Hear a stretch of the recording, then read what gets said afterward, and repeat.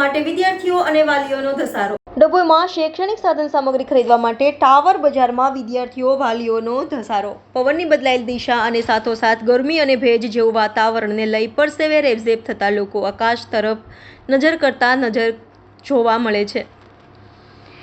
ઉનાળાની વિદાય થવાની ઘડીઓ ગણાવા લાગી છે। સાથે જ હવે શાળાઓનું ઉનાળુ વેકેશન પૂરું થશે અને નવું સત્ર 2 દિવસમાં શરૂ થશે। ટાવર, લાલ બજાર, સ્ટેશન રોડ, વડોદરી, ભાગોળ રોડ જેવા મુખ્ય બજારોમાં પાઠ્યપુસ્તકો, ડાયરી, દફતર અને યુનિફોર્મ ખરીદવા માટે બાળકો સાથે વાલીઓની ભીડ ઉમટી પડી હોવાના દ્રશ્યો જ્યાં નજર નાખો ત્યાં જોવા મળે છે। મોડી રાત સુધી સ્ટેશનરીની દુકાનો ખુલ્લી રાખવી પડે છે। ઉનાળુ વેકેશન પૂરું થતાં શાળાઓ ધમધમી ઉઠશે એનો અણસાર મુખ્ય બજારોની ચહલપહલમાં જોવા મળી રહ્યો છે।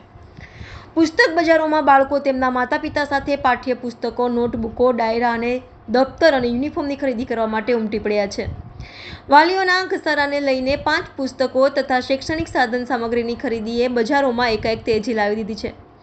ડભોઈ ઉપરાંત 119 ગામના લોકો ખરીદી અર્થે અહીં આવે છે। ડભોઈ ટાવર બજારમાં પાઠ્યપુસ્તકો તથા શિક્ષણ સાધન સામગ્રી તથા યુનિફોર્મ તૈયાર તેમજ ના મળે તો તે માટેનું કાપડ ખરીદવા માટે ગ્રામ્ય વિસ્તારમાંથી વાલીઓ ઉમટી પડતા ભારે ભીડ જામે છે। ઉપલા ધોરણમાં ગયેલા વિદ્યાર્થીઓ નવા વર્ગમાં જવાનો ઉત્સાહ અને નવા પાઠ્યપુસ્તકો ખરીદવાનો ઉત્સાહ બજારોમાં જામેલી ભીડમાં જોવા મળી રહ્યો છે। ડભોઈ તાલુકા ગ્રામ્ય પંથકમાં આવેલી શાળાઓના યુનિફોર્મ ભિન્ન ભિન્ન હોવાથી દરેક શાળાના વિદ્યાર્થીઓ પોતાની શાળાનો યુનિફોર્મ, ટાઈ, બૂટ, મોજા વગેરે ખરીદવા યુનિફોર્મ વેચતી દુકાનો પર ભીડ જોવા મળી। પાઠ્યપુસ્તકો તથા શૈક્ષણિક સાધન સામગ્રી ખરીદવાની ભીડ વધુ પ્રમાણમાં જોવા મળી રહી છે। માધ્યમિક તથા ઉચ્ચતર માધ્યમિક વિભાગના પાઠ્યપુસ્તકો ખરીદવાનો ધસારો પણ વધી ગયેલ છે। સાથોસાથ વાલીઓ સંતાનોના સારા અને ઉચ્ચ પરિણામ મેળવતા ટ્યુશન ક્લાસમાં પ્રવેશ તથા સ્કૂલોમાં એડમિશન આપવા માટે પણ દોડધામ કરી રહ્યા છે। હવે વેચવામાં આવતા પેમ્પલેટો પર વાલીઓ અભ્યાસ જરૂર કરે છે અને બાબતે વિચાર કરી આગળ પગલું ભરે છે। ડભોઈ શહેરમાં ખાનગી પ્રાથમિક શાળાઓમાં પ્રવેશ આપવાનું કાર્ય મે મહિનાથી શરૂ થઈ ગયું છે। ધસારાને પહોંચી વળવા પાઠ્યપુસ્તકોની દુકાનો મોડી રાત સુધી ખુલ્લી રાખવી પડે છે। સ્કૂલ ખુલવાના ગણતરીના દિવસો બાકી હોવા છતાં પણ બજારની અંદર સ્કૂલ યુનિફોર્મનું હોય, સ્ટેશનરીનો વેપાર હોય કે સ્કૂલ બેગનો વેપાર દરેકમાં મંદી જોવા મળે છે। જેના કારણોસર કોરોના પછી જે બિઝનેસ પેટર્ન બદલાઈ છે એ પણ છે। બીજું કે કેશની લિક્વિડિટી બજારમાં નથી એ પણ છે।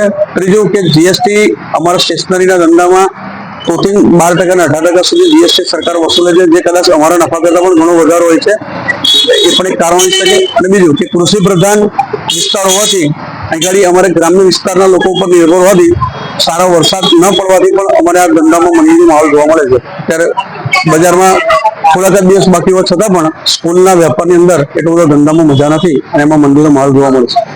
ગઈકાલ જેવું હતું અને આ ઘડી કેવું રહ્યું છે ધંધા માટે? લગભગ સેમ જ છે, કારણ કે કોરોના પછી ધંધામાં મંદી છે અને છે। આમાં જે ડાયરાઓ આવે એના પેટમાં ના, એટલે એમાં શું છે, 10 રૂપિયા કે 20 રૂપિયા કે 30 રૂપિયાનો ભાવ ફિક્સ ચાલે છે, એના માટે પેજ ઘટે છે। દર વખતે વધારો થાય છે પણ પેજ ઘટાડી એ કિંમત પકડી રાખવામાં આવે છે અને પેજ ઘટાડો છે જેની અંદર, જેના કારણે કિંમત પકડાય છે। તો 20 રૂપિયામાં અમે પહેલા મને યાદ છે કે અમે 250 પેજનો ચોપડો વેચતા હતા, અત્યારે 100 પેજનો ચોપડો વેચી રહ્યા છે।